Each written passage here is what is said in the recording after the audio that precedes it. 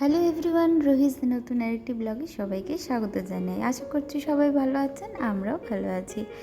তো শুভ রথযাত্রার সবাইকে। লাস্ট ডে কোনো ভিডিও পোস্ট করতে পারিনি, তার জন্য সবাইকে সরি। খুব শরীরটা খারাপ ছিল, সেই কারণেই পোস্ট করতে পারিনি।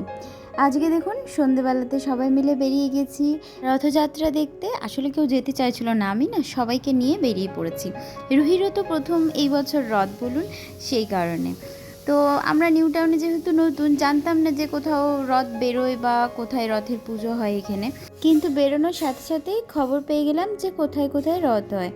সেই যে পার্কটাতে আমরা হাঁটতে যাই না বিকালবেলাতে, আপনাদের সাথে শেয়ার করেছিলাম, ওর ঠিক অপোজিটেই একটা ছোট রথ হয়। আর এই রথটা কোথা থেকে আসছে সেটা বলতে পারবো না, আমাদের ফ্ল্যাটের নিচ দিয়েই পেরোলো। তো আমরা ওখানেই দড়ি ধরে টানলাম, রুহিও টানলো।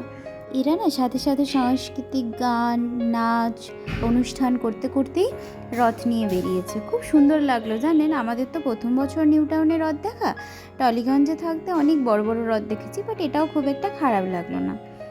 এরপর কি করবো আর বুঝে উঠতে পারছিলাম না। আসলে আমরা বেরিয়েছিলাম অনেক লেটে, তো একটু টাইমও বেশি হয়ে গেছিলো। তারপরে রাজেশ বললো যে চলো একটু তাহলে চা বা কফি খেয়ে আসি। সেই কারণে কাছাকাছি আমরা এক্সিস মলে টি জাংশনেই গেলাম, কারণ আমাদের কাছাকাছি বলতে ওইটাই আছে। সেই কারণে অনেক ভিড় হয়েছিল জানেন। এরপরে আমরা চাটা খেয়ে একটু লাইফস্টাইলে ঢুকলাম, রাজেশের একটু টুকটাক কিছু কেনাকাটির ছিল, সেই কারণে। তো আজকের ভিডিওটা এখানেই শেষ করছি, টাটা।